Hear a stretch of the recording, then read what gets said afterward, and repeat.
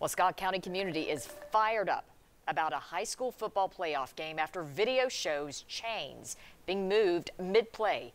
That video has hundreds of retweets and shared dozens of times on Facebook. But as 10 News reporter Stephanie Haynes explains, the video and the questions that it's raising won't change the outcome of the game.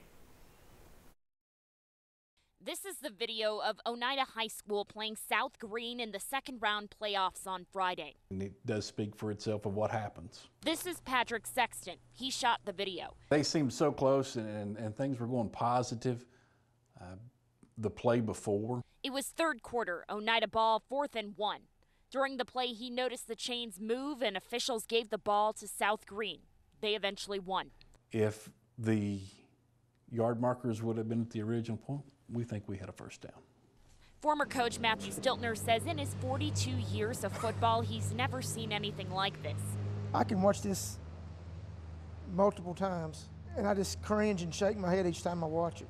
The athletic director at South Green told 10 News he's seen the video and believes the officials. The TSSAA says the home team is responsible for lining up the chain crews in the first 2 rounds of playoffs. It says the decision of the officials during a game is final and binding, and video footage could not change the game's outcome.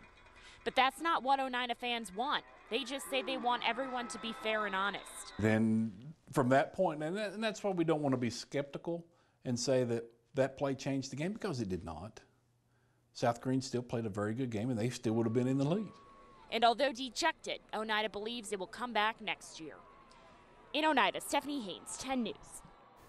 The director of Oneida Schools praised her coaches and students.